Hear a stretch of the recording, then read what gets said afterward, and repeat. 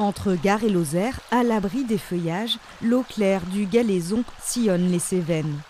Un lieu enchanteur, mais au détour d'un méandre, des carcasses de voitures. Et c'est sur elles que se concentre l'attention ce mardi. Après plus de 20 ans, elles vont enfin être enlevées. Régulièrement, on passe quand même devant ces carcasses, nous. Et bon, c'est vrai que ça fait tâche au milieu de cet espace complètement sauvage.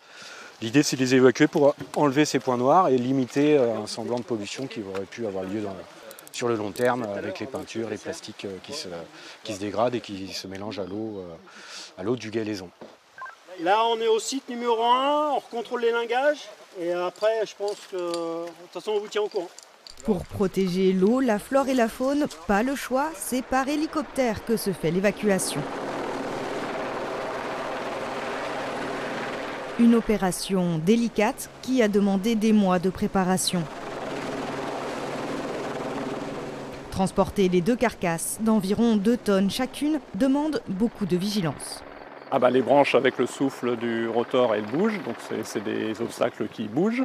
Et puis en termes d'accès avec les lingues de 40 mètres, le crochet et lingue de 40 mètres, il faut qu'ils puissent s'infiltrer justement à travers les obstacles en sécurité, prendre la charge et ressortir la charge en sécurité.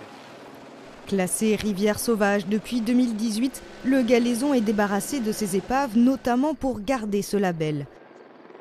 Pour le PTB Gardon, en charge de la gestion de l'eau dans la vallée, lutter contre la pollution n'est pas la seule motivation.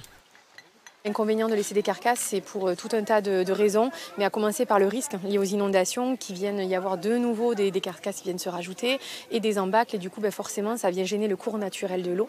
Les 2 voitures s'étaient en effet retrouvées dans le lit de la rivière à cause des inondations en 2002. Elles ne sont désormais plus qu'un mauvais souvenir.